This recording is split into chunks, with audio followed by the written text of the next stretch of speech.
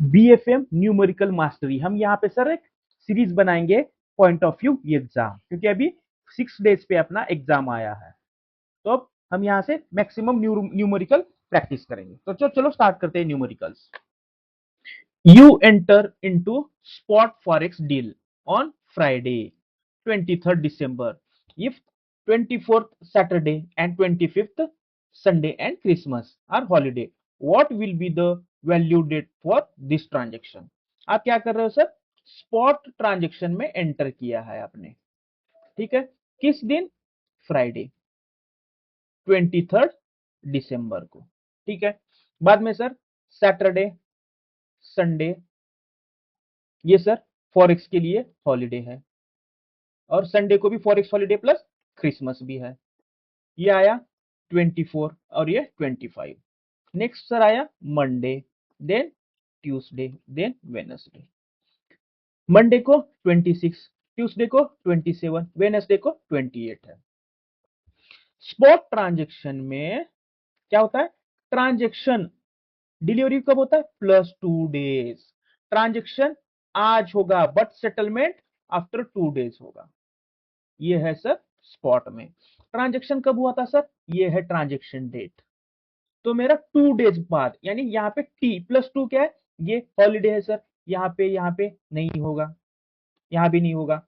और ये T+1 हो गया, ये आ गया T+2, यानी इसका आंसर क्या आएगा sir? 27 December. In case Monday या ट्यूसडे कोई भी एक दिन हॉलीडे रहेगा तो ये नेक्स्ट वेनसडे को चला जाएगा। ये होगा स्पॉट का concept. Ready and cash, ready और कैश क्या है सर? सेटलमेंट प्लस आपका ट्रांजेक्शन डेट सेम रहेगा। तो मेरा सर 23rd को भी सेटलमेंट होगा और ट्रांजेक्शन भी सेम डेट में होगा। समझ गए ये? नेक्स्ट सर आपका टॉम। टॉम में क्या होता है? Tomorrow, T+1 day. इस केस में क्या होगा सर? ये 26 को हो जाएगा टॉम में, T+1। ठीक, समझ गए? On 15th July, a customer presented a site bill of for USD 2 lakh for purchase under a letter of credit. ठीक है। The bank will credit the exporter's account after a transit period of 20 days. And exchange margin इतना deduct करना है। नीचे spot rate दिया है और forward rate भी दिया है। तो कस्टमर ने क्या है? साइट बिल रिप्रेजेंट किया है बैंक को। तो साइट बिल में हम क्या करते हैं सर? परचेस कर रहे हैं। The bank will credit exporters account, account भी क्रेडिट कर रहा है। बट ट्रांजिट पीरियड कितना है? बैंक को मिलेगा सर 20 डेज के बाद पैसा। कितना? 20 डेज के बाद, यानी 15 जुलाई प्लस 20, यानी कितना होगा सर? ये 5 अगस्त को बैंक को पैसा मिलेगा। ठीक है। मेरे पास स्पॉट दिया है, बट मुझे 5, तो मुझे कौन सा रेट लगाना है? Forward rate. कौन सा सर? बाइंग रेट का मैं बाय कर रहा हूं। समझ गए यहां पे? अब नेक्स्ट फॉरवर्ड रेट देखिए सर, ये सर डिस्काउंट में है। क्या है सर? डिस्काउंट करेंसी है। डिस्काउंट रहता है तो हमें माइनस कर रहा है। स्पॉट में हम बाइंग रेट क्या है? स्पॉट बाय 88.80 माइनस 0.50, कितना आ गया सर? देखिए 88.30। अब इसमें भी हमें सर 0.20 माइनस करना है, क्योंकि हम बाय कर रहे हैं तो हम मार्जिन डिडक्ट, जब बाय करेंगे तो मार्जिन डिडक्ट करेंगे, और जब सेल करेंगे तो सेल में मार्जिन ऐड करेंगे। सिंपल कंसेप्ट है, ठीक है। कीजिए सर कैलकुलेशन। तो ये 0.20% आया सर आपका 0.1766। इसको हमें माइनस करना है। बाय जो है मार्जिन क्या करना है? ये माइनस करना है। बाय रेट क्या? 88.30 माइनस मार्जिन 1666 आया। तो इसका आंसर क्या आया? 88.1234। इसको मल्टीप्लाई कीजिए 2 लाख यूएसडी से, is equal to even to 2 lakh 17 lakh, क्या 1 crore 76 lakh 24,680। C is correct answer, ठीक है। A customer came to your branch for cancellation of a demand draft of USD 2000. The market spot rate is ये चल रहा है। The bank charges 0.50 margin. अब sir ठीक है।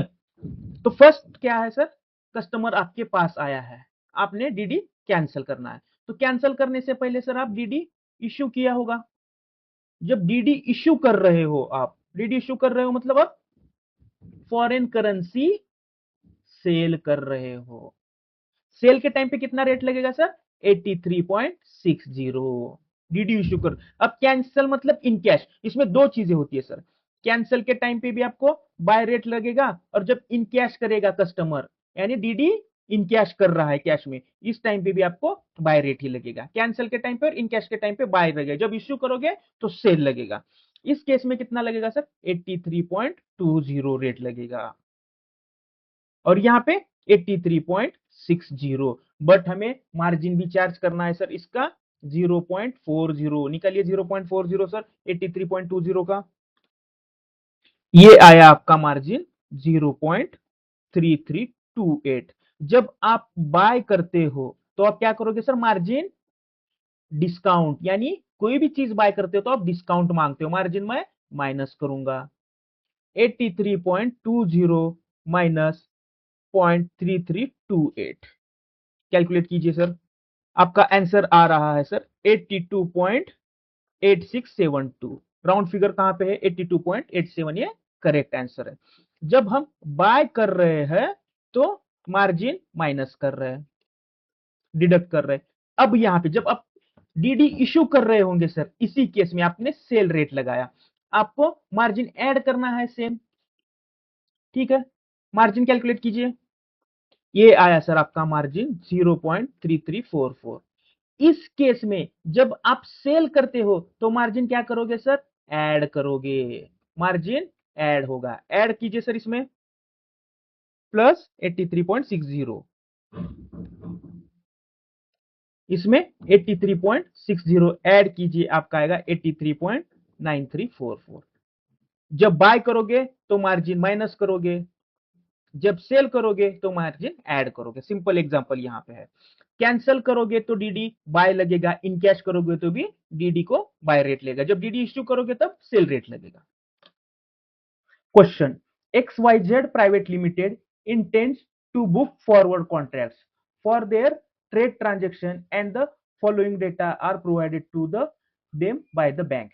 क्या XYZ लिमिटेड को फॉरवर्ड कॉन्ट्रैक्ट बुक करना है उनकी ट्रेड ट्रांजेक्शन के लिए, और नीचे दिए गया डेटा बैंक ने उनको प्रोवाइड किया है। Calculate the forward exchange rate for exports due at the end of third month. Due क्या है sir, end of third month लिखा है, थर्ड मंथ यानी इस मंथ में। कौन सा बुक करना है सर, एक्सपोर्ट। एक्सपोर्ट में क्या होता है सर, ये इंडिया, ये यूएसए, यहां से एक्सपोर्ट हो रहा है मशीनरी, तो इंडिया में क्या आएगा सर, यूएसडी आएगा, यानी बैंक के हिसाब से ये क्या होगा sir, forward purchase contract, forward purchase contract होगा ये। ठीक है, बैंक क्या कर रहा है सर, बाय कर रहा है, बाय में कौन सा रेट लगता है, बाय लो, स्पॉट कौन सा लगेगा, 83.40। ठीक है, एक एक व्यूअर ने कमेंट किया था कि सर स्पॉट में से माइनस कीजिए अपना मार्जिन। ठीक है, प्रीमियम ऐड करके नहीं करना है। एक्चुअली क्या रहता है सर, जनरली डीलिंग रूम में कभी भी परसेंटेज में मार्जिन नहीं रहता है, मार्जिन पैसा में रहता है। तो आप स्पॉट में से माइनस करिए या प्रीमियम ऐड या माइनस करके कीजिए, वही इफेक्ट रहेगा। ठीक है, तो स्टैंडर्ड प्रैक्टिस है स्पॉट में से माइनस होता है, बट पैसा है तो कोई इफेक्ट नहीं आने वाला है। तो अपना ये बाय होगा 83.40 पे। ठीक है, यहां तक कंसेप्ट क्लियर है। ठीक है, अब मैं सर परचेस कर रहा हूं, क्या, जब मैं परचेस करूंगा तो मैं क्या सर, डिस्काउंट लूंगा, तो मार्जिन मुझे क्या करना है, माइनस करेंगे। क्या है माइनस, मार्जिन 0.04। ठीक है, माइनस कीजिए, ये 6, ये 3, 83.36। अब कौन सा मंथ का बोला है सर, थर्ड मंथ का, तो थर्ड मंथ का प्रीमियम ऐड कीजिए। कौन सा करना है, लेस वाला ऐड करना है, लोअर वाला ऐड करेंगे, तो ये 48। तो ए इज करेक्ट आंसर। ठीक है, सिंपल है। परचेस बाय कॉन्ट्रैक्ट में क्या करना है सर, हमें मार्जिन सब्ट्रैक्ट करना है, और सर सेल में मार्जिन ऐड करेंगे। ठीक है, next question, case study, an exporter MS global textile has a confirm export order for USD 1 lakh CIF. CIF क्या है सर? इंकोटर्म है। The bank sanctions a packing credit limit with 20% margin on the FOB value. Insurance and freight are estimated at 10%. The USD INR exchange rate at the time of sanction 74.50. The exporter avails the full permissible PCL. Scenario क्या है sir? Global textile है, उसे एक confirm export order मिला है। Order कितने का है sir? Order is equals to USD 1 lakh. क्या ये सर? सीआईएफ है। ठीक है, बैंक ने क्या किया है? पैकिंग क्रेडिट सैंक्शन किया है विथ 20% मार्जिन। पैकिंग क्रेडिट में मार्जिन कितना है? 20%। Okay, on FOB value. कौन सा वैल्यू पे सर? FOB value. अब हमारे पास सीआईएफ है, एफओबी वैल्यू नहीं है। इंश्योरेंस और फ्राइट कितना बोला है सर? 10%, एस्टिमेटेड 10%। और एक्सचेंज रेट जो चल रहा है, यहां पे लिखता हूं मैं, exchange rate at the time of sanction 74.50 चल रहा है। What is the maximum amount of PCL in INR the bank will disburse? तो बैंक कितना मैक्सिमम अमाउंट पीसीएल जो है पैकिंग क्रेडिट वो बैंक डिसबर्स करेगा? सीआईएफ से सर हम इंश्योरेंस एंड फ्राइट माइनस करेंगे तो हमें मिलेगा एफओबी। ठीक है, तो इंश्योरेंस और फ्राइट कितना बोला है सर? 10%। तो मुझे एफओबी कैलकुलेट करने के लिए सीआईएफ कितना है? ये 1 लाख। ठीक है, ये माइनस करूंगा मैं 1 लाख का कितना सर? 10% है, ये 10% माइनस करना है इससे। ठीक है, निकालिए 10%, ये गया, ये गया, ये गया, ये गया, कितना वो है? 10,000। तो ये आएगा सर, आया सर अपना वैल्यू 90,000 एफओबी। ठीक है, 90% में का सर ये 90,000 आ गया, 90,000 यूएसडी। इसमें सर 20% मार्जिन है, तो हम कितना दे रहे हैं? 90,000 का 80% ही हम लेंड कर रहे हैं। ये गया, ये गया, ये अब देखिए कितना आया सर? 72,000 यूएसडी आया ये। ठीक है, तो 72,000 यूएसडी इंटू 74.50 कीजिए, आपका आंसर आ जाएगा। तो ये कैलकुलेशन करने के बाद अपना आंसर आएगा सर 53,64,000 जो है अपना बी। ठीक है, next question. Question, Global Tech Limited है availing external commercial borrowing and needs to book a forward contract for the disbursement. Global Tech company है, वो ईसीबी अवेल कर रहा है। ईसीबी मतलब सर एक्सटर्नल कमर्शियल बोरोइंग के अंडर वो loan ले रहा है, तो वो बुक करना चाहता है forward contract for the disbursement. उसे डिसबर्समेंट मिलने वाला है जब इंडिया में पैसा आएगा। सपोज यूएसडी इंडिया में पैसा आएगा तो किसमें बैंक क्या करेगा सर? यहाँ पे बाय करेगा और कस्टमर को देगा आईएनआर, यानी ये परचेस कॉन्ट्रैक्ट हो रहा है। The bank provides the following data, ये डेटा कस्टमर को दिया है।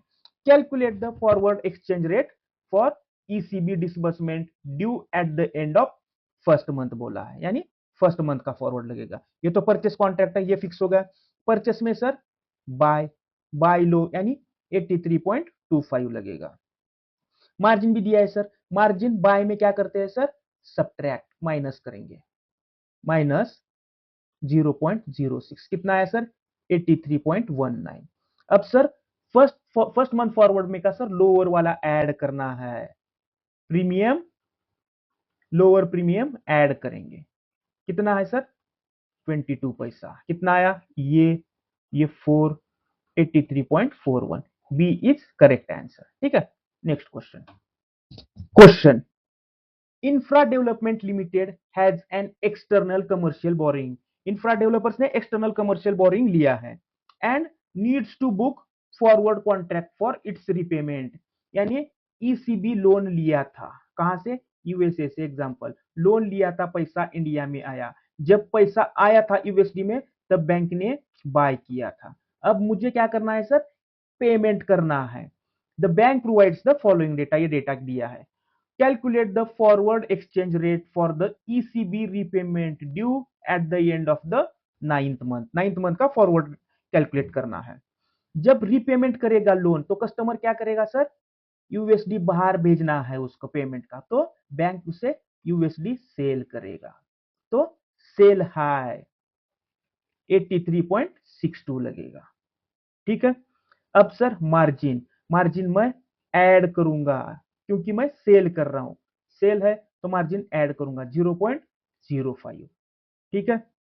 अब नेक्स्ट सर, फॉरवर्ड कौन सा बोला है सर, 9th मंथ का। जब फॉरवर्ड ऐड करोगे तो हायर वाला ऐड करना है 0.42। देखिए कैलकुलेट करके, ये 9 आया, ये 10 आया, ये 84.09, ये 1 आएगा 00। ठीक है, 84.09 आएगा।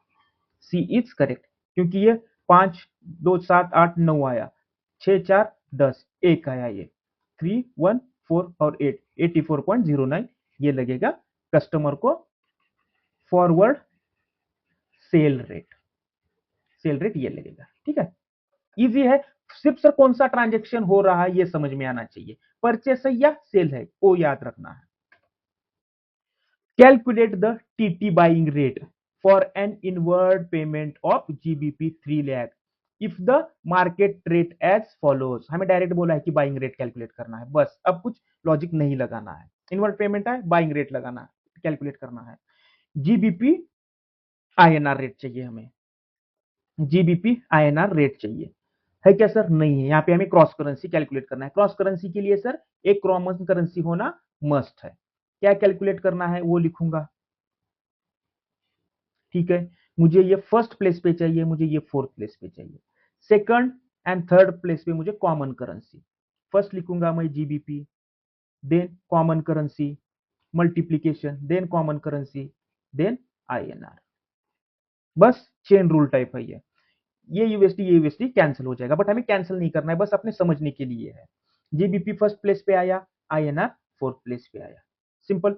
अब देखिए मेरे पास कौन सा रेट अवेलेबल है, यूएसडी आईएनआर है क्या सर, राइट है। यूएसडी जीबीपी नहीं है मेरे पास, जीबीपी यूएसडी है। मुझे कौन सा रेट निकालना है सर, बाय यानी बिड रेट निकालना है। ठीक है, मेरे पास यूएसडी आईएनआर का रेट है, मैं लिख लूंगा 82.20। सिंपल, यहां तक समझ गए।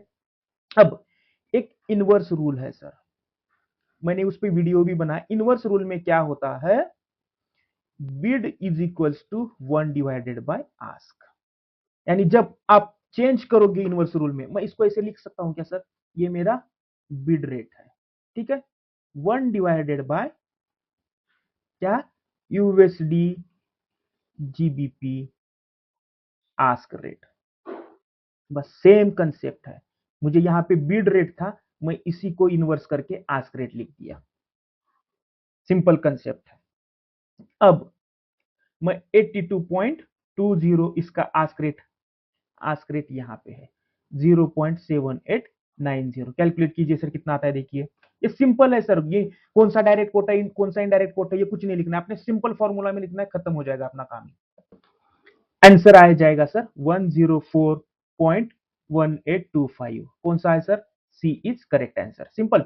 अब सर ये वाला छोड़ दीजिए, सिंपल मैं क्या करूंगा, ऐसा कोई ऐसा कोई आता है, जब भी आपका कॉमन करेंसी, ठीक है, दोनों प्लेस पे डिनोमिनेटर में हो और दोनों इसमें पेयर में न्यूमरेटर में हो, ठीक है, दोनों जगह पे डिनोमिनेटर या न्यूमरेटर है, तो हमें ये वाला फॉलो करना है। क्या फॉलो करना है, देखिए अब कुछ नहीं करूंगा सर, मैंने जैसे अभी लिख लिया है ना करेंसी, मुझे बिड रेट कैलकुलेट करना था। ठीक है, मेरे पास एक का बिड रेट अवेलेबल था, दूसरे का बिड रेट अवेलेबल नहीं था, जिसका है उसका लिख लीजिए। ठीक है, जब बिड रेट कैलकुलेट करूंगा तो मैं जिसका रेट अवेलेबल है उसका बिड रेट लिख लीजिए, जिसका अवेलेबल नहीं है उस जिसका रेट अवेलेबल नहीं है उससे उसके आस्क रेट से बिड रेट को, नहीं, बिड रेट को आस्क रेट से डिवाइड करना है, सिंपल। जब मैं आस्क रेट निकालूंगा इस केस में, ठीक है, मेरे पास आस्क रेट है, बिड रेट नहीं है, तो मैं आस्क को बिड रेट से डिवाइड करूंगा, सिंपल। जिसका रेट अवेलेबल नहीं, वो जिसका रेट अवेलेबल नहीं है उसके अपोजिट से डिवाइड करो। जब मैं बिड रेट कैलकुलेट करूंगा ना सर, बाइंग रेट, ठीक है, एक का बिड रेट है, दूसरे का बिड रेट नहीं है, जिसका नहीं उसके आस्क से डिवाइड करो। जब मैं आस्क लिखूंगा, आस्क कैलकुलेट करना है, आस्क लिख लूंगा, दूसरे का आस्क नहीं तो उसको बिड से डिवाइड कीजिए। सिंपल है, ज्यादा कुछ इसमें कॉम्प्लिकेशन नहीं है। Next question, retirement of import bill for GBP 2 lakh by TT, margin कितना है 0.15%, ignore cash discount premiums, compute applicable GBP INR rate for the customer, customer को जीबीपी आईएनआर रेट हमें देना है, बट हमारे पास जीबीपी आईएनआर रेट नहीं है, तो ये क्रॉस करेंसी वाला क्वेश्चन है। फर्स्ट कौन सा रेट अप्लाई होते हैं देखेंगे सर, ये इंडिया, ये यूएसए, यूएसए से कुछ सामान आ रहा है, मशीनरी इंपोर्ट हुआ है, तो जब सामान आएगा तो पेमेंट किस में जाएगा सर, ये फॉरेन करेंसी में। कहां पे, फॉरेन करेंसी में, इस केस में क्या है, जीबीपी। ठीक है, अब सेम हम यहां से यूएसए को एक्सपोर्ट करते कुछ, ठीक है, सामान एक्सपोर्ट करते तो हमें यूएसडी मिलता, इस केस में हमें फॉरेन करेंसी में पेमेंट करना है, तो बैंक का सेल रेट या आस्क रेट लगेगा, आस्क रेट लगेगा। फाइनल हो गया हमारा। अब नेक्स्ट हमें चाहिए जीबीपी आईएनआर, ठीक है, अब मैं सिंपल फॉर्म में लिख लूंगा, मुझे फर्स्ट प्लेस पे जीबीपी चाहिए, लास्ट प्लेस पे मुझे आईएनआर चाहिए। लिख लिया मैंने जीबीपी फर्स्ट प्लेस पे, कॉमन करेंसी यूएसडी, मल्टीप्लाई का symbol, first place common currency then INR, ठीक है। जीबीपी यूएसडी है सर मेरे पास, है यूएसडी आईएनआर है, चलो रखिए। मुझे क्या चाहिए सर, सेल रेट यानी आस्क रेट चाहिए, दोनों का आस्क रेट रखिए 1.3185 इंटू 81.5870, कैलकुलेट कीजिए सर कितना आता है, देखिए आपका ये आंसर आ गया, सेल रेट 107.5724, ये ऑप्शन में है सर। आप इसको टिक करोगे, बट ये रॉन्ग होगा। हमें क्या बोला है सर, मार्जिन 0.15% है। जब हम सेल करेंगे, सेल करते टाइम पे हम मार्जिन ऐड करते हैं ताकि महंगा बेचे, बाय करेंगे तो मार्जिन हम डिडक्ट करें, माइनस करें, यानी हम सस्ता खरीदे। अब इस केस में मुझे 0.15% मार्जिन निकालो, कितना आता है देखिए, आप ये मार्जिन निकालोगे तो यहां पे आएगा 0.1613, ये हमें ऐड करना है, हमें क्या करना है सर, ऐड करना है, बस सिंपल है। और इसमें रहता तो बाय रहता तो माइनस करते, ऐड करने के बाद आपका आएगा आंसर 107.7337, डी आपका करेक्ट आंसर है, इसको आपको टिक नहीं करना है, डी इज आफ्टर मार्जिन, ये आंसर आएगा, ठीक है। On July 1st, a customer requests to book forward contract for retirement of import bill. Customer को फॉरवर्ड बुक करना है, फॉरवर्ड कॉन्ट्रैक्ट, इसलिए रिटायरमेंट ऑफ इंपोर्ट बिल का पेमेंट करना है for USD 3 lakhs, due for payment on 15 अक्टूबर, मतलब 15 अक्टूबर को उसे पेमेंट करना है, ड्यू डेट 15 अक्टूबर है, उसके लिए हमें फॉरवर्ड कॉन्ट्रैक्ट बुक करना है। इंपोर्ट बिल की, इंपोर्ट के लिए कौन सा रेट लगेगा सर, इंपोर्ट ट्रांजेक्शन के लिए, यानी आप यूएसडी पे कर रहे हो तो बैंक सेल ट्रांजेक्शन लगाएगा, यहां पे कौन सा आएगा सर 81.24, ये सेल और आस्क रेट लगेगा। नेक्स्ट सर, मार्जिन कितना बोला है, मार्जिन जब सेल करते हो तो मार्जिन हम ऐड करते हैं, कितना है 0.05, मार्जिन ऐड करना है, इंपोर्ट में जब सेल करोगे तो मार्जिन ऐड करना है, और जब सर बाय करते हो तब मार्जिन डिडक्ट करना है, माइनस करना है, सब्ट्रैक्ट करना है, ठीक है। अब सर देखिए 15 अक्टूबर का बोला है, मेरे पास अक्टूबर का फुल है, सितंबर 15 टू अक्टूबर मेरे पास है सर, तो यहाँ पे मेरे पास सितंबर टू अक्टूबर भी है, तो मैं सितंबर का 41 भी ऐड करूंगा, अप टू सितंबर, ये अप टू सितंबर का मैंने ऐड किया। Next sir, September to October, September to October 11.11, ये सभी ऐड कीजिए, आंसर कितना आता है देखिए, अब इसका आंसर आ गया 81.81, तो बी इज करेक्ट आंसर, ठीक है। Calculate the TT selling rate, direct हमें पूछा है सेलिंग रेट निकालना है for issue of a draft for JPY 2 lakh if the market rates are, ये मार्केट रेट दिया है, हमें जेपीवाई निकालना है, जेपीवाई आईएनआर, जेपीवाई आईएनआर नहीं है, यहाँ पे हमें क्रॉस रेट का कैलकुलेशन करना पड़ेगा। What is the rupee amount to be charged for the from the customer, ये पूछा गया। ठीक है, तो मुझे क्या कैलकुलेट करना है सर, फर्स्ट वो लिखूंगा जेपीवाई आईएनआर। ठीक है, फर्स्ट प्लेस पे मेरी ये करेंसी आएगी, फोर्थ प्लेस पे मेरी ये करेंसी, सेकंड एंड थर्ड पे मेरा कॉमन करेंसी आने वाला है, कॉमन करेंसी यूएसडी है। First place JPY, second place USD, मैं बीच में मल्टीप्लीकेशन का सिंबल दूंगा। Next common currency, then INR. ठीक है, अब देखिए सर मेरे पास कौन सा रेट अवेलेबल है, बस मेरे पास यही रेट दिया है, इसका रेट नहीं है। सेलिंग रेट निकालना है तो मैं क्या कर रहा हूं सर, बिड रेट कैलकुलेट कर रहा हूं, बिड बिड रेट। ओके, ठीक है, जिसका वैल्यू है वो लिखिए सर 82.1550, यहां पे मैंने लिख लिया। इसका रेट मेरे पास अवेलेबल नहीं है, मैं इनवर्स फॉर्मूला अप्लाई करूंगा, जस्ट हमने अभी एक एग्जांपल देखा है, अब मैं यहाँ पे इनवर्स फॉर्मूला नहीं, डायरेक्ट मैं यहाँ पे लिखूंगा। अभी हमने देखा था कि जब आस्क रेट कैलकुलेट करेंगे हम, जिसका रेट अवेलेबल नहीं है, ठीक है, आस्क रेट जब कैलकुलेट करेंगे, जिसका रेट अवेलेबल है उसका लिखिए, जिसका रेट अवेलेबल नहीं है उस पेयर के अपोजिट यानी बिड रेट से डिवाइड कीजिए, बस यहाँ पे मैं बिड रेट लिखूंगा। किसका रेट अवेलेबल नहीं है, यूएसडी आईएनआर, यूएसडी आईएनआर का है, जेपीवाई यूएसडी, जेपीवाई यूएसडी का डायरेक्ट रेट नहीं है, तो मैं इसको 149.40, ये मेरा बिड है और ये मेरा आस्क है। जब बिड निकालूंगा, जो बिड दिया है वो बिड लिखिए और अपोजिट वाले जिसका रेट नहीं है उसके आस्क से डिवाइड कीजिए, बस सिंपल कंसेप्ट है। कैलकुलेट कीजिए सर कितना आता है, देखिए ये आया सर आपका कैलकुलेशन के बाद 0.5495। अब इसको सर ये हमारा जेपीवाई आईएनआर आ गया, कौन सा वाला, सेल रेट यानी बिड रेट आ गया। ठीक है, अब मुझे कितना जेपीवाई सेल करना है सर, उतने से मल्टीप्लाई कीजिए,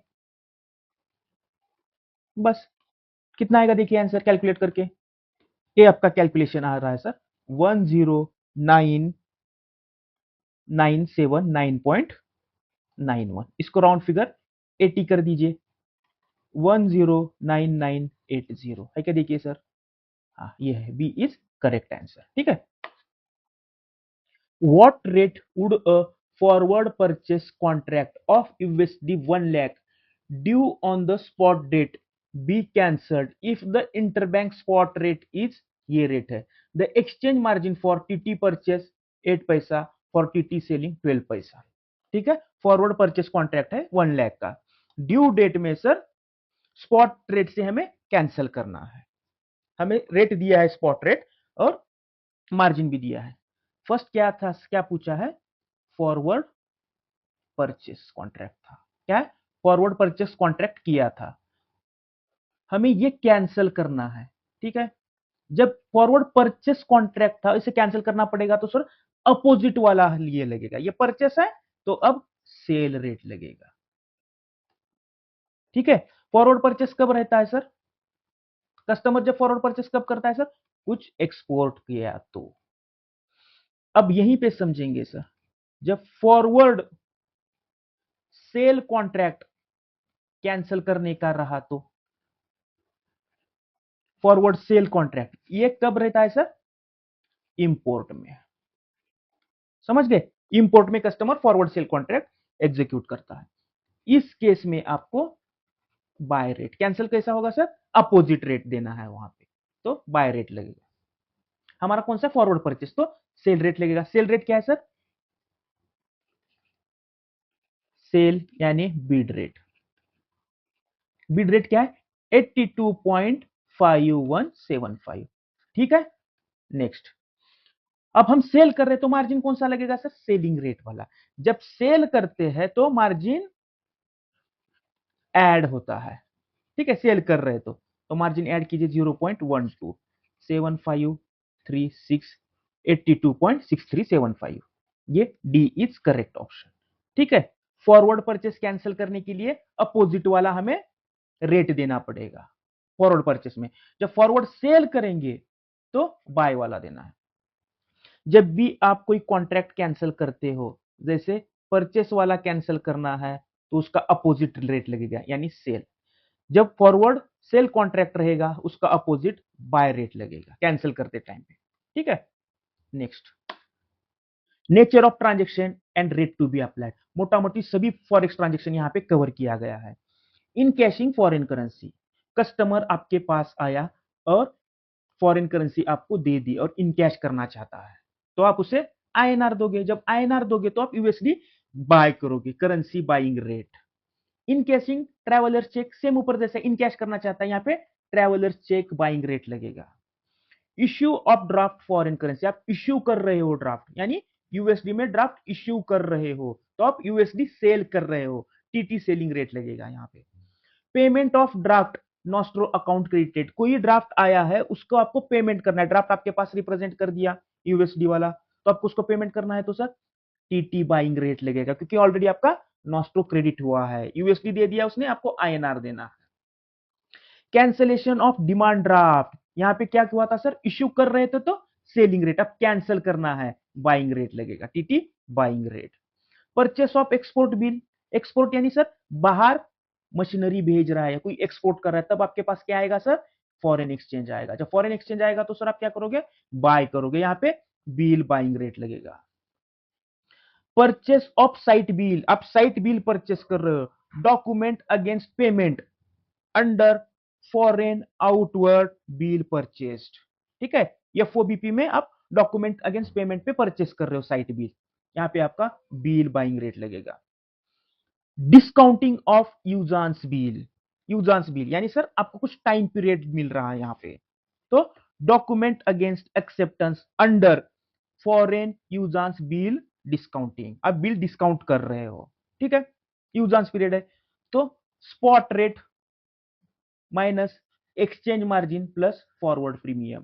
फॉरवर्ड प्रीमियम क्यों सर, आपको 60 डेज 90 डेज का यूजांस रहेगा, वो रेट लगेगा इसके ऊपर। ठीक है, यहां पे भी आप परचेस ही कर रहे हो, समझ गए। Payment of import bill, import bill का पेमेंट करना है यानी आप यूएसडी में पेमेंट करते हो तो बिल सेलिंग रेट लगेगा। रिपेट्रिएशन ऑफ एनआरई डिपॉजिट, जो एनआरई डिपॉजिट बैंक के पास है उसको रिपेट्रिएट करना है आपको सर, टीटी सेलिंग रेट लगेगा। Repatriation of FCNR deposits, no rate क्योंकि FCNR already sir foreign currency में ही होता है। Retirement of import bill, import bill को मुझे पेमेंट करना है रिटायरमेंट, तब भी आपको सर बिल सेलिंग रेट ही लगेगा। Cancellation of forward purchase contract, जब आप परचेस कॉन्ट्रैक्ट करते हो उसको कैंसिल करना है मतलब अपोजिट वाला ट्रांजेक्शन लोगे, क्या सर, अपोजिट। परचेस के लिए आप अब सेल ट्रांजेक्शन करोगे। फॉरेन बिल रिटर्न अनपेड, क्या सर, फर्स्ट आपने बाइंग रेट लगाया होगा, अब उसे कैंसिल करने के लिए सर सेलिंग रेट लगेगा, TT selling rate. Cancellation of forward sell contract, forward का सेल कॉन्ट्रैक्ट मुझे कैंसिल करना है, सेल है तो मुझे अब बाय करना पड़ेगा, टीटी बाइंग रेट लगेगा उसे। ठीक है, ये मोटा मोटी सभी इसमें कवर हो गया sir. Next question, an investor buys a European put option, European put मतलब सर आप एक्सपायरी के डी उसको एक्सरसाइज कर सकते हो, अमेरिकन ऑप्शन में आप बिफोर एक्सपायरी कभी भी एक्सरसाइज कर सकते हो option. Stock with strike price कितने का है, 800 का स्ट्राइक प्राइस का पुट खरीदा है। Paying a premium of 25 rupees per share, at expiration the market price of the stock is 730, what is the net profit or loss per share to the investor। European put खरीदा है, put खरीदा है क्यों खरीदा है, उसे लगता है कि मार्केट नीचे जाएगा। ठीक है, कौन से स्ट्राइक प्राइस का पुट खरीदा है सर, 800 का, उसके लिए प्रीमियम पे किया है कितना, 25 rupees। पुट बाय किया है मतलब उसने राइट बाय किया है, राइट टू सेल, उसने राइट बाय किया है, ये प्रीमियम पे करके राइट टू सेल कितना पे किया है, 25 rupees का। उसका राइट क्या है सर, वो 800 में सेल करेगा, right to sell at 800। Expiry day में मार्केट आ गया सर 730 को। ठीक है, अब उसका नेट प्रॉफिट, पुट यानी राइट टू सेल, मेरे पास क्या है सर, राइट है सेल करने का। मैं कब सेल करूंगा सर? जब मार्केट जो है मेरे फेवर में गया, मेरे फेवर में मतलब मैंने पुट खरीदा है, मार्केट नीचे जाएगा, मैं 730 में क्यों सेल करूंगा सर मार्केट में? जब मैं 800 पे सेल कर सकता हूं तो 730 में क्यों करूंगा? तो मैं 800 में सेल करूंगा और बाय कितने में करूंगा? 730 में। कितना हो गया मेरा प्रॉफिट? 70 रुपीज। बट जो ये राइट है ना, वो राइट बाय करने के लिए मैंने 25 रुपीज प्रीमियम दे दिया, ये मेरा 45 रुपीज नेट प्रॉफिट हो गया। बस simple. You buy a European call option on the stock XYZ with the following details. Strike price 800. Expiry date में क्या है sir? Stock price 1750. What is the money name status of this option at expiration? Strike price कितने का है? 800 का। मैंने call bye किया है, यानी राइट टू बाय। मेरे पास क्या है? राइट है बाय करने का। मैं कब बाय करूंगा सर? जब मार्केट स्ट्राइक प्राइस के ऊपर गया तो मैं 1800 में बाय करूंगा। जब मार्केट नीचे आया तो मैं 1800 में क्यों बाय करूंगा? जब मुझे सर 1750 में मिल रहा है तो मार्केट में जाके बाय करूंगा। ये हो गया sir out of the money है। ठीक है, 1750 क्या है? अभी मार्केट में 1750 में मिल रहा है, मैंने खरीदा कौन सा था? 1800, तो ये आउट ऑफ द मनी है। मैं 1800 में क्यों खरीदूंगा जब 1750 में मिल रहा है? तो ये out of the money. B is correct answer, out of the money है ये। अब हम एक एग्जांपल के साथ मनीनेस देखेंगे ऑप्शंस का। कॉल में हम राइट बाय करते हैं, राइट टू बाय। क्या sir? Right to buy. Put में सर क्या करते हैं हम? राइट बाय करते हैं to sell, right to sell premium pay करके। ठीक है, ये एक्सपायरी डेट का, मार्केट का प्राइस है स्टॉक का, और स्ट्राइक प्राइस जो मैंने खरीदा है। जब एक्सपायरी डे में रिलायंस का शेयर 2900 में चल रहा है, मैंने खरीदा, मेरा स्ट्राइक प्राइस क्या है? 2800 पे। ठीक है, मेरे पास राइट है बाय करने का। जब मार्केट में 2900 में चल रहा होगा तो मैं ये, मुझे सस्ता मिल रहा है ना सर, यहाँ पे 2800 पे मैं खरीदूंगा। मैं ये एक्सरसाइज करूंगा कॉल ऑप्शन, तो मुझे सस्ते में मिल रहा है 2800 पे। यहाँ पे मेरा राइट, मैंने एक्सरसाइज कर लिया, 2008 में खरीदूंगा और यहाँ पे बेचूंगा, मुझे 100 रुपीज का प्रॉफिट मिला। ये है इन द मनी, जहां पे आपका स्टॉक का प्राइस जो है, स्टॉक का करंट प्राइस वो ग्रेटर देन स्ट्राइक प्राइस है। नेक्स्ट है सर, जब 2800 मैं खरीद भी सकता हूं क्योंकि मार्केट में भी वही है और स्ट्राइक प्राइस भी वही है, तो यहाँ पे एट द मनी। ठीक है, इस केस में आपका सर जो प्रीमियम पे किया था वो आपका लॉस होगा एट द मनी पे। और इस केस में सर, सपोज आपने स्टार्टिंग में कुछ 20 रुपीज प्रीमियम खरीदा होगा, दिया होगा ये राइट बाय करने के लिए, वो आपके प्रॉफिट से माइनस करना पड़ेगा, ये आपका 80 रुपीज बच गया प्रॉफिट। नेक्स्ट सर, यहाँ पे स्टॉक का प्राइस 2700 चल रहा है। ठीक है, और स्ट्राइक प्राइस आपने खरीदा है 2800 में। जब मार्केट में सर आपको 2700 में मिल रहा है, आपके पास राइट है, ठीक है, 2700 में, तो आप महंगा क्यों खरीदोगे सर? नहीं खरीदोगे, आप ये सस्ता वाला खरीदोगे। ये आउट ऑफ द मनी हो गया। यहाँ पे आपका स्टॉक प्राइस क्या है? Less than strike price. ये है सर कॉल ऑप्शन का। पुट में क्या है? आपके पास राइट टू सेल है। क्या है sir? Right to sell. Strike price क्या है सर आपका? 2800, और स्टॉक प्राइस कितना चल रहा है? 2700। जब मार्केट में दाम आपका 2700 चल रहा है, कम चल रहा है, तो सस्ता क्यों बेचोगे आप?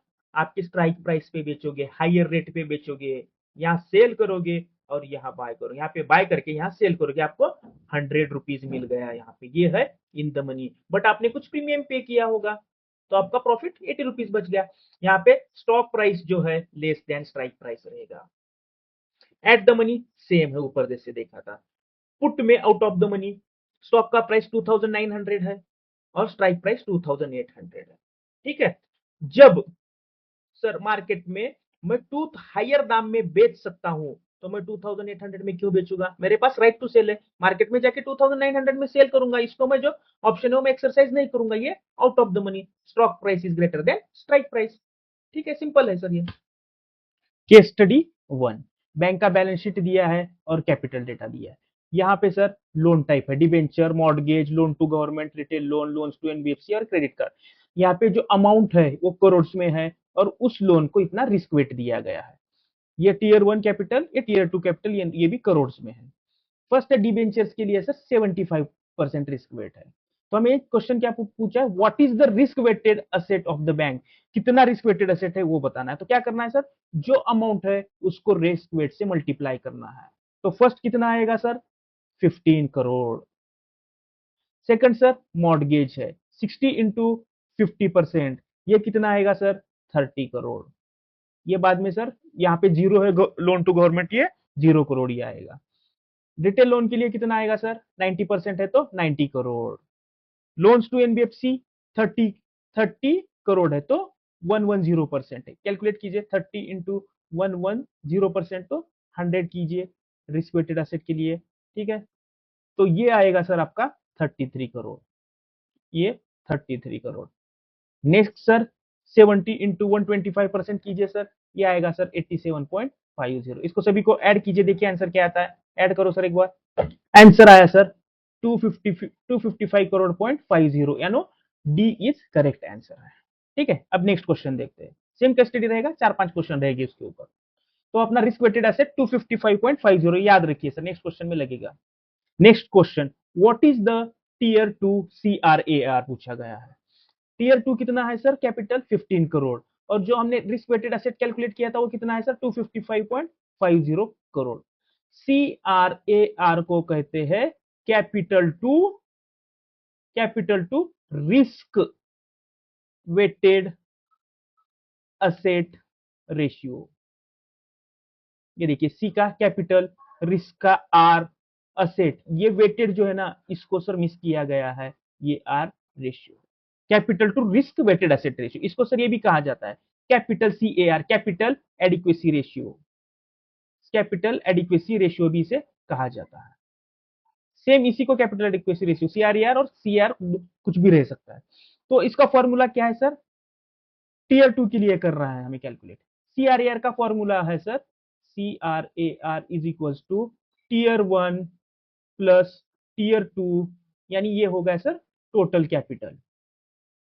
Capital divided by risk weighted asset. हमें सर टीयर 2 के लिए पूछा है, तो हम सिर्फ टीयर 2 का कैपिटल लेंगे, कितना है सर 15 करोड़, डिवाइडेड बाय कितना है सर 255.50 इंटू 100% में होता है। देखिए कितना आएगा सर इसका आंसर कैलकुलेट करके, ये आएगा सर 5.87%, यानी सी अपना करेक्ट आंसर है।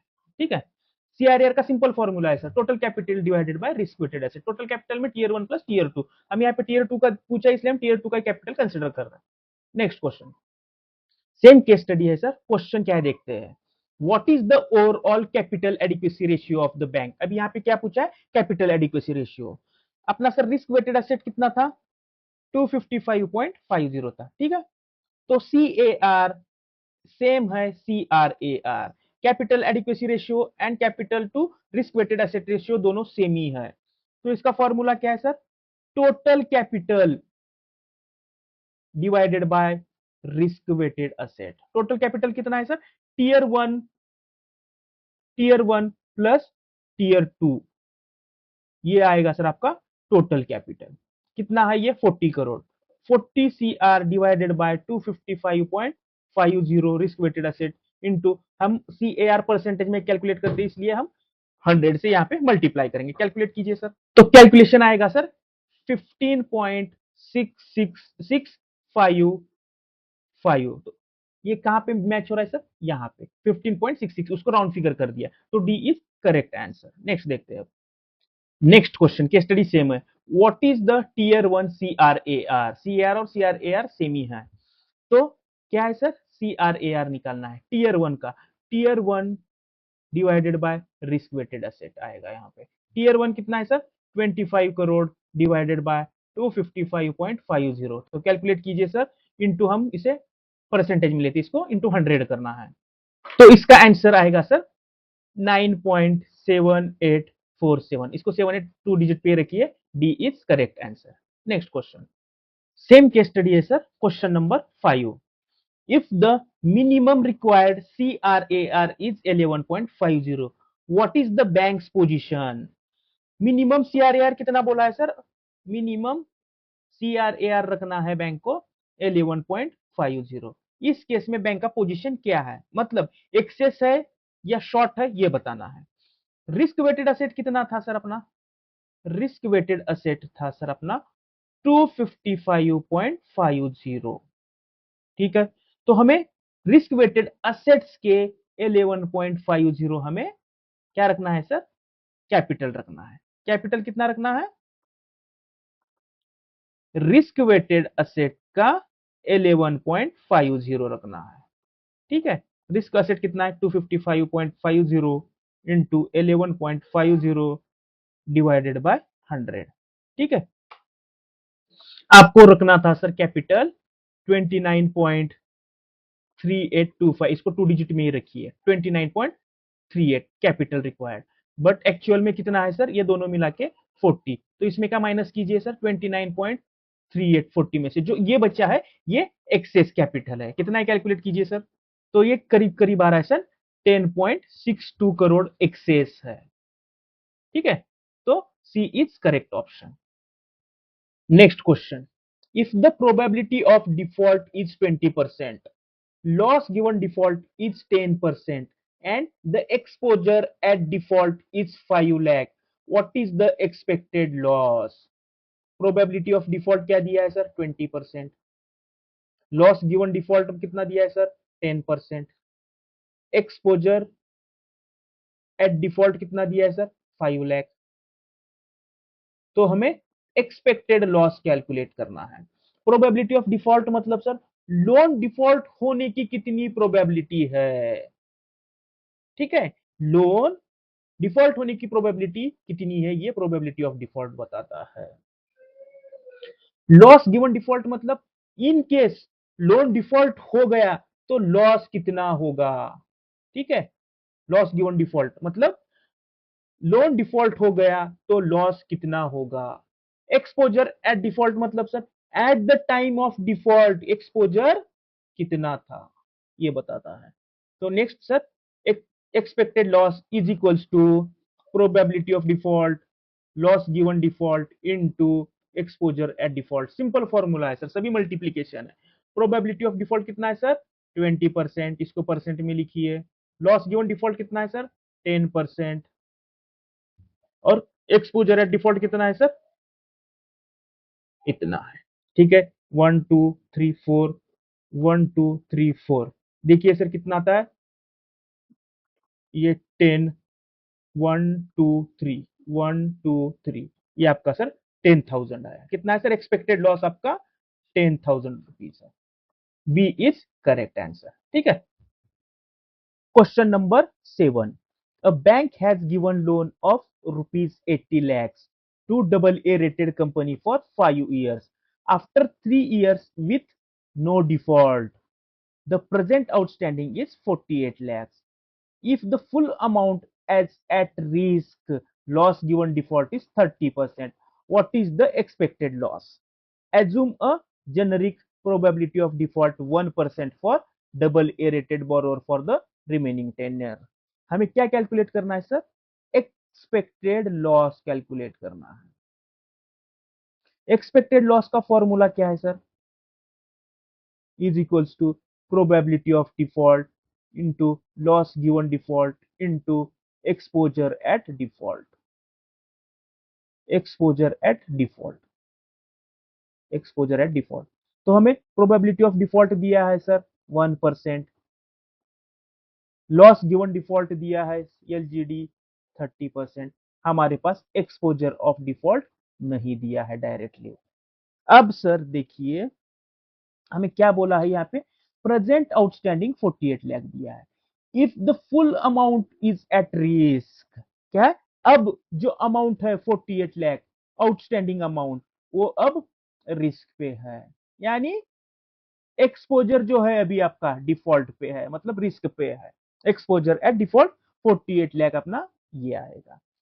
तो expected loss into 1 divided by 100, loss given default कितना है sir 30 divided by 100 into 48 lakh.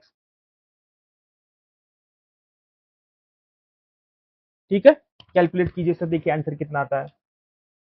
ये आया सर 14,400।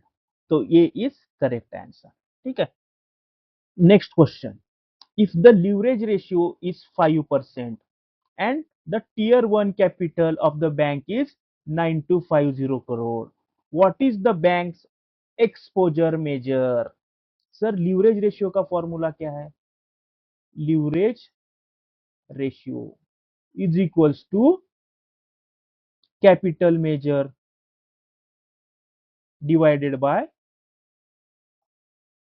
Exposure measure. ठीक है, capital measure divided by exposure measure. Leverage ratio कितना दिया है सर? 5%। ओके, कैपिटल कितना है सर? 9250। तो एक्सपोजर मेजर नहीं पता, जो हमें कैलकुलेट करना है। एक्सपोजर मेजर इधर आया सर, एक्सपोजर मेजर। ठीक है, 9250 इंटू 100 डिवाइडेड बाय 5। तो कैलकुलेट कीजिए सर, इसे कितना आता है देखेंगे। कैलकुलेट करने के बाद इसका आएगा 185 1,85,000 करोड़, यानी ये इज करेक्ट आंसर। ठीक है, case study 2, question number 1, how much minimum total capital is needed by the Indian banks to meet the Basel III requirement? Question क्या पूछा है सर? कितना कैपिटल रखना है इंडिया का जो बैंक है वो बेसल 3 का रिक्वायरमेंट फुलफिल करने के लिए मिनिमम। बेसल 3 में कितना बोला है सर इंडिया में? इंडिया आरबीआई ने कितना बोला है? 9%, excluding CCD, capital conservation buffer. और इसमें सर आप कैपिटल कंजर्वेशन बफर ऐड करोगे, कितना है कैपिटल कंजर्वेशन बफर? 2.50, तो आएगा सर आपका 11.50। और बेसल का गाइडलाइन क्या है सर? 8% है, और आरबीआई ने इंडिया के लिए दिया है 9%। सिंपल है, तो हमें 9% कैलकुलेट करना है। रिस्क वेटेड एसेट ये minimum capital requirement 9% of risk weighted asset. ठीक है, 9% है मिनिमम, तो इसको ये कीजिए सर कैलकुलेट, तो 2250 आएगा। 2250 करोड़ आपको मिनिमम कैपिटल रिक्वायरमेंट है। और यहां पे देखिए सर कितना आ रहा है, ये मिनिमम कैपिटल जो रिक्वायरमेंट है उससे ज्यादा है, तो ये फुलफिल कर रहा है। Next question sir, same case study है sir, question number 2, how much minimum and maximum tier 1 capital is needed by the bank? तो बैंक को मिनिमम एंड मैक्सिमम कितना टीयर 1 कैपिटल रखना है ये बताना है। टीयर 1 कैपिटल दो इससे बना है, दो कंपोनेंट है टीयर 1 कैपिटल में। फर्स्ट है कॉमन इक्विटी टीयर 1, यानी बैंक का जो इक्विटी कैपिटल रहता है कोर कैपिटल, वो हो गया sir common equity tier 1। Second है सर एडिशनल टीयर 1, इसी को बोलते हैं 81। ठीक है, जब बैंक इश्यू करता है ना 81 टीयर बॉन्ड, ये इसमें आता है टीयर 1 में। तो कॉमन इक्विटी टीयर 1 कितना होना चाहिए सर? 5.5%, और एडिशनल टीयर 1 कैपिटल 1.5%। तो टोटल कितना हो गया? Total tier 1 capital is equals to 7%। ठीक है, तो मुझे मिनिमम कैपिटल कितना रखना है? 7% of risk weighted asset. 7 divided by 100 into risk weighted asset कितना है? 25,000। तो अब कैलकुलेट कीजिए, 1750 करोड़ आपका मिनिमम रखना है। मैक्सिमम आप कितना भी रख सकते हो, नो लिमिट, मिनिमम आपको 1750 रखना ही रखना है। नेक्स्ट केस स्टडी सर, इस सीआईबी के लिए इंपॉर्टेंट क्वेश्चन है। सिनारियो क्या दिया है sir? Mister Sharma holds a portfolio of corporate bonds valued at 1 crore. The daily volatility of the portfolio is estimated to be 0.8% or 0.008. The difference period time to liquidate is 2 days. क्या क्या है sir scenario? Mister Sharma जो है एक portfolio hold करते हैं sir, कौन सा? कॉर्पोरेट बॉन्ड्स का। उसका वैल्यू कितना है? 1 करोड़। उसका डेली वोलेटिलिटी कितना है सर? 0.8% है। डिफिशियंस पीरियड मतलब time to liquidate is 2 days. Question क्या है देखेंगे sir, question 1, what is the 1 day value at risk of this portfolio at 95% confidence level? हमें क्या निकालना है सर? एक दिन का वॉर निकालना है 95% कॉन्फिडेंस लेवल का। यहाँ पे टाइम टू लिक्विडेट 2 डेज दिया है, बट क्वेश्चन में हमें कैलकुलेट करने के लिए बोला है सर 1 डे वॉर निकालना है। तो फर्स्ट क्या है sir, portfolio is equals to कितना पोर्टफोलियो, 1 करोड़। ठीक है, नेक्स्ट सर, डेली वोलेटिलिटी कितना है, वोलेटिलिटी वोलेटिलिटी वोलेटिलिटी ठीक है, वोलेटिलिटी कितना है सर डेली, 0.8%। ठीक है, कॉन्फिडेंस लेवल कितना दिया है सर, 95%। 95%। ठीक है, डिफिशियंस दिया है सर 2 डेज का, बट हमें कैलकुलेट करना है 1 डे वॉर। ठीक है, 1 डे वॉर का फॉर्मूला क्या है सर, वॉर का फॉर्मूला क्या है, portfolio into volatility into Z score. ठीक है, पोर्टफोलियो कितने का है सर, इनटू वोलेटिलिटी कितना है, 0.8 डिवाइडेड परसेंट में, जेड स्कोर कितना है सर, 95%। इसके लिए कॉन्फिडेंस लेवल के लिए ये आ गया। अब इसे कैलकुलेट कीजिए, कैलकुलेशन आएगा सर ये 1,32,000। सी इज करेक्ट ऑप्शन। क्या क्या है sir, portfolio into volatility into Z score, war निकालना है। ठीक है, सिंपल है। अभी नेक्स्ट क्वेश्चन देखते हैं सर, सेम केस स्टडी पे। सेम केस स्टडी है sir, question number 2। What is the 2 day value at risk at 99% confidence level? Use Z score 2.326। यहाँ पे सर डिफिशियंस पीरियड क्या है सर, 2 डेज का, और वैल्यू एट रिस्क भी हमें 2 डेज का ही निकालना है। ठीक है, तो सर पोर्टफोलियो कितने का है, 1 करोड़ का। ठीक है, नेक्स्ट सर, मुझे सर वोलेटिलिटी कितने दिन की है, 1 डे वोलेटिलिटी कितना है सर, 0.008। बट सर मुझे चाहिए 2 डेज वोलेटिलिटी। ठीक है, तो फर्स्ट मुझे 2 डेज वोलेटिलिटी कैलकुलेट करना पड़ेगा। ठीक है सर, नेक्स्ट क्या है सर, मेरा जेड स्कोर कितना है, 2.326। अब सर मैं जब 2 डेज वोलेटिलिटी कैलकुलेट करूंगा तो फॉर्मूला क्या है sir, daily volatility into under root of time. ठीक है, डेली वोलेटिलिटी कितना है sir, 0.08 into under root of 2। तो सर अब मैं कैलकुलेट क्या करूंगा, value at risk at 99% confidence level. ये जेड स्कोर 99% कॉन्फिडेंस लेवल पे है। Portfolio into 2 day volatility into Z score. Portfolio कितने का है, अमाउंट पुट कीजिए। ठीक है, 2 day volatility 0.08 into under root of 2 into Z score कितना है सर, 2.326। कैलकुलेट कीजिए सर, ये कैलकुलेशन आएगा सर अप्रोक्सीमेट 2,63,156। क्या है sir, C is correct option. तो सर आपको सर वोलेटिलिटी जो है कैलकुलेट करनी है, कुछ दिया है विथ रिस्पेक्ट टू टाइम, तो सर हम यहाँ पे जो दिया है इनटू ये हम टाइम करके निकाल सकते हैं वोलेटिलिटी। ठीक है, ये इंपॉर्टेंट क्वेश्चन है sir exam point of view. Next question देखते हैं। नेक्स्ट केस स्टडी सिनारियो क्या है sir, a bank's bond portfolio has a BPV basis point of 850 rupees. The risk manager wants to hedge this interest rate risk by taking a position in government bond. Government bond future contract. Specific यहाँ पे future contract बोला है। Each future contract has BPV of 120 rupees. What action should the bank take to hedge the portfolio? ठीक है sir, bank के पास क्या है, portfolio है। ठीक है, बैंक के पास क्या है सर, पोर्टफोलियो है बॉन्ड का, गवर्नमेंट बॉन्ड का पोर्टफोलियो। ठीक है, नेक्स्ट सर, आप जब भी हेज करते हो, हेज किस लिए करते हो सर आप, आपका लॉस लिमिट हो या सर लॉस कम हो। ठीक है, तो जब हेज करते हो तो हेज किस लिए रहता है सर, अपोजिट साइड में रहता है। तो आपका डर किसका है सर, आपको डर क्या लग रहा है, इंटरेस्ट रेट राइज हो गया तो बॉन्ड का वैल्यू नीचे आएगा, बॉन्ड का वैल्यू नीचे आने से मेरा पोर्टफोलियो लॉस में चला जाएगा। ठीक है, इंटरेस्ट रेट बढ़ेगा तो बॉन्ड का वैल्यू नीचे आएगा एंड जो मेरा पोर्टफोलियो है वो लॉस में चला जाएगा। ठीक है, तो सर आपको डर क्या है? बॉन्ड का वैल्यू नीचे गया तो, अपसाइड गया बॉन्ड का वैल्यू तो मैं सर प्रॉफिट में। ठीक है, बॉन्ड का वैल्यू नीचे गया तो मुझे सर लॉस होगा। तो मुझे इस लॉस से बचने के लिए मुझे सर हेज करना है, सिंपल। अब हम हेज किस में कर रहे हैं सर? फ्यूचर कॉन्ट्रैक्ट में मुझे हेज करना है।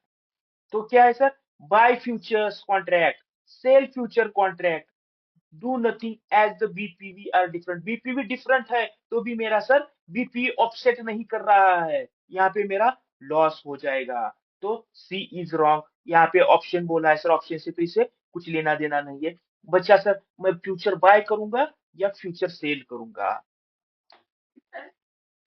फ्यूचर बाय कर रहा हूं मतलब सर लॉन्ग, मेरे पास ऑलरेडी बॉन्ड्स पोर्टफोलियो है, मुझे बाय करने की जरूरत नहीं है। मैं सर फ्यूचर जो है उससे सेल करूंगा। फ्यूचर सेल करने की वजह से क्या होगा सर? जब बॉन्ड का वैल्यू नीचे आएगा तो मैं जो फ्यूचर सेल किया है वो मुझे सर प्रॉफिट देगा। एंड क्या सर? फ्यूचर जो मैंने सेल किया है, ठीक है, बॉन्ड का वैल्यू नीचे आ गया तो मेरा फ्यूचर मुझे सर प्रॉफिट देगा और बॉन्ड लॉस देगा, वो एक दूसरे से ऑफसेट होगा यहाँ। ठीक है, तो मुझे डर किससे है सर? इंटरेस्ट रेट बढ़ने का डर है। इंटरेस्ट रेट बढ़ेगा तो बॉन्ड का वैल्यू नीचे आएगा, मेरा पोर्टफोलियो लॉस में चला जाएगा।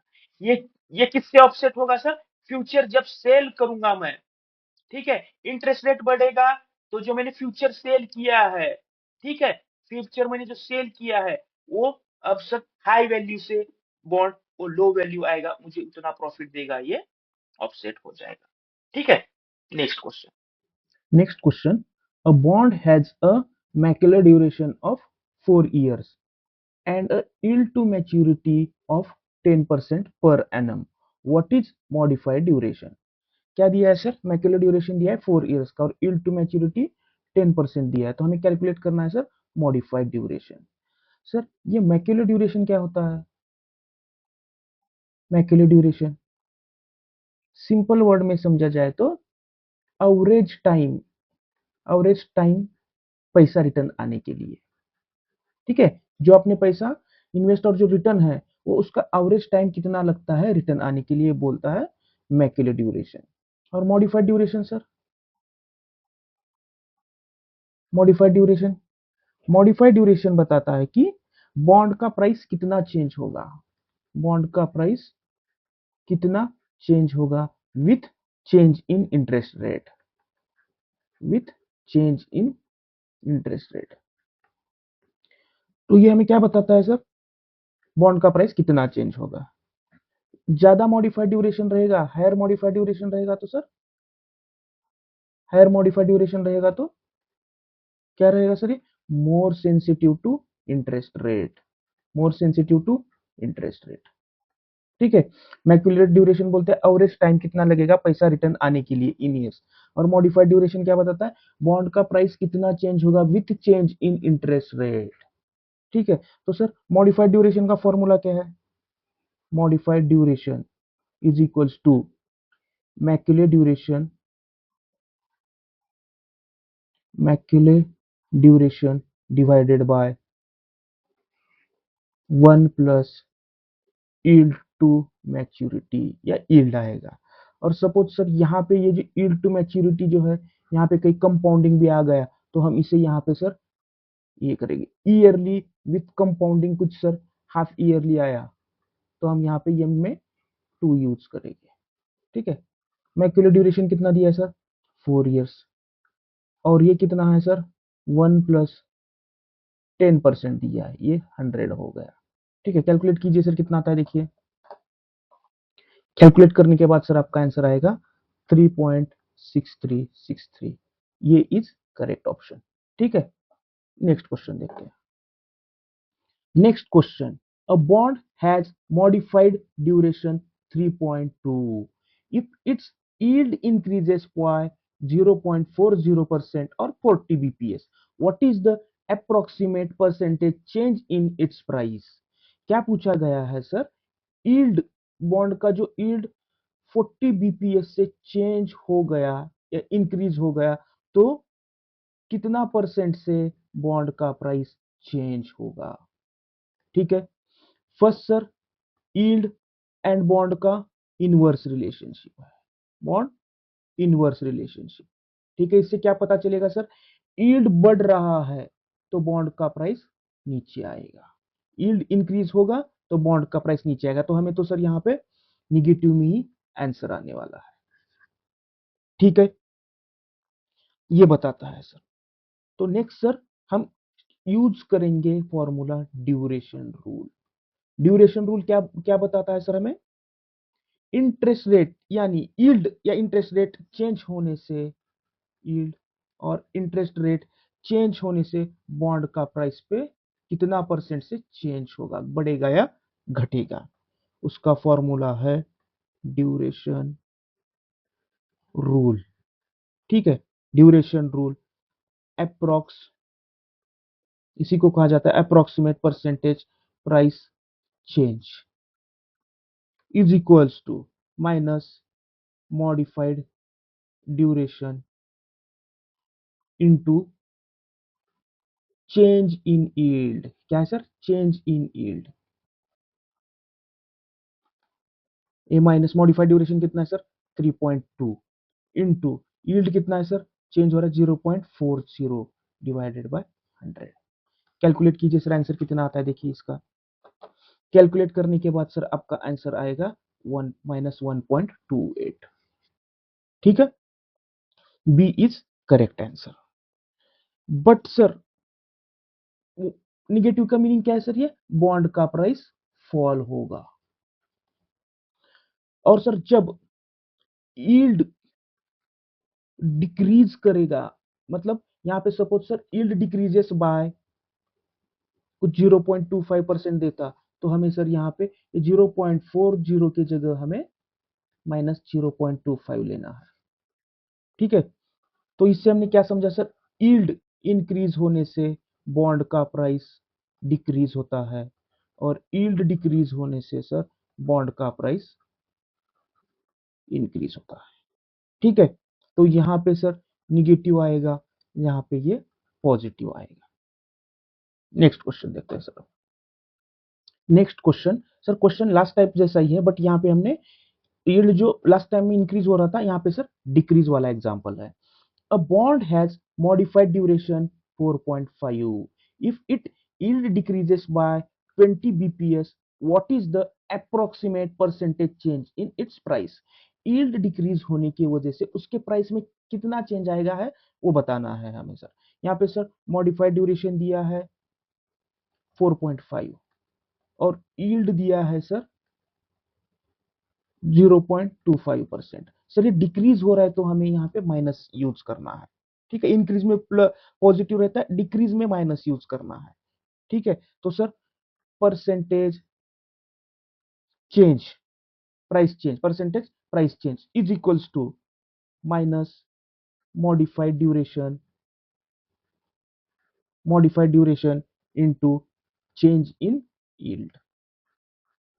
ठीक है, ये माइनस मॉडिफाइड ड्यूरेशन कितना है सर 4.5 इंटू ये माइनस जो आएगा वैसे के वैसे आएगा डिवाइडेड बाय 100। कैलकुलेट कीजिए कितना आता है देखिए सर आंसर, ये आएगा सर पॉजिटिव 1.125। तो क्या बताएगा सर ये हमें 0.25%, 0.25% यील्ड डिक्रीज होने से, क्या सर, यील्ड डिक्रीज होने से बॉन्ड का प्राइस 1.125% बढ़ेगा, इंक्रीज होगा। ठीक है, ये इससे पता चलेगा हमें। Next question sir. Next question, using the modified duration from the question above, हमने ऊपर क्या कैलकुलेट किया था modified duration 2.57। If the yield on the bond increases from 8% to 9%, in yield क्या हो रहा है सर, इंक्रीज हो रहा है 8% टू 9%, मतलब कितने परसेंट से बढ़ रहा है 1% से। What will be the approximate percentage change in the bonds price. तो 1% यील्ड इंक्रीज होने की वजह से बॉन्ड में अप्रोक्सीमेट कितना चेंज होगा बॉन्ड के प्राइस में। तो सर सिंपल है, 1% चेंज हो रहा है सर, 1% को सर ये 2.57 ही आएगा। क्यों, ये बताएंगे सर आप। Approximate percentage change in price is equals to minus modified duration into क्या है सर अपना, change in yield, change in yield. ठीक है, मॉडिफाइड ड्यूरेशन कितना दिया है सर, 2.57 इंटू 1/100। और हमें सर 100 में ही आंसर चाहिए, तो इसको मल्टीप्लाई भी 100 से करके, परसेंटेज में चाहिए तो परसेंटेज के लिए सर मल्टीप्लाई करना है। ये कैंसिल हो गया सर, आ गया अपना 2.57। यहाँ पे इंक्रीज हो रहा है बॉन्ड 1% से, यील्ड इंक्रीज हो रहा है, तो बॉन्ड का वैल्यू 2.57 से डिक्रीज हो रहा है। ठीक है, तो B is correct answer. Next question देखते हैं। Next question sir, a bank has a 1 day VaR 5 crore at 99% confidence level, what does this imply. ये क्या इंप्लाई करता है सर, एक्चुअली वॉर क्या बताता है सर, यहाँ पे 99% कॉन्फिडेंस लेवल पे क्या है सर, आप कितना लूज करोगे, how much loss in worst, कितना परसेंट है सर, वर्स्ट 1% केसेस। 99% में मतलब सर बचा कितना, 1% वर्स्ट केसेस लेवल पे। यहां पे बताएगा सर 99% आपका जो लॉसेस है, 99% ऑफ टाइम आपका लॉसेस कितना रहेगा sir, less than 5 crore, less than 5 crore. ठीक है, 99% क्या है मतलब सर, आपके जो लॉसेस है 99% टाइम्स लेस देन 5 करोड़ रहेगा, एंड 1% टाइम आपका लॉसेस मोर देन 5 करोड़ रहेगा। तो देखिए कौन सा आंसर आता है sir, there is a 1% chance that the daily loss will exceed 5 crore under normal trading conditions, तो बी इज करेक्ट आंसर है। ठीक है, the bank will not lose more than 5 crore in a day. Sir ये वाला क्या है ना वर्ड, गारंटी वाला है, बट ये वॉर गारंटी देता है क्या सर, नहीं, ये इज रॉन्ग, बी करेक्ट है। नेक्स्ट क्वेश्चन देखते हैं सर।